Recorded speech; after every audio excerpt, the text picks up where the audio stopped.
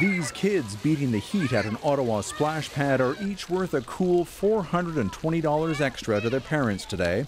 So I'm not going to lie, I'm looking forward to every dollar helps. This father of three is getting a total of $1,460 this week and then $380 each month going forward. He doesn't have any grandiose plans for the money, just taking care of his kids. I know our middle boy will be playing baseball, although he really wants to play soccer. The oldest boy is not into sports, he likes his scouts. Although some accountants are warning not to splash the money around too quickly.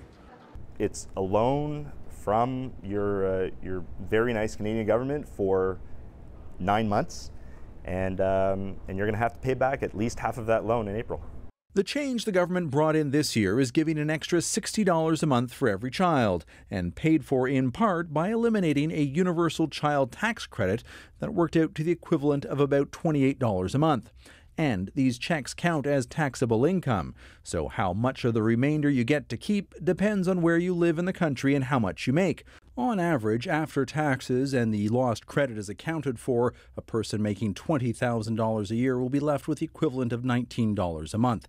Someone making $45,000 gets to keep about $14. And if you make $90,000, you end up with about $7.50. Tasha, do you want a drink?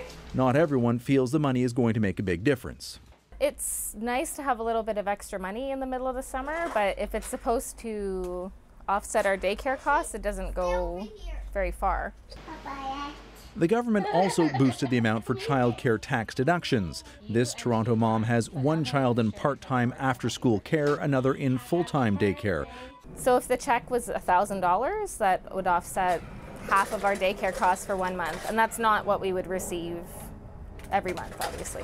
Regardless of what parents may want to spend this week's windfall on, the best advice might be to sock it away and get ready for the tax bill come April.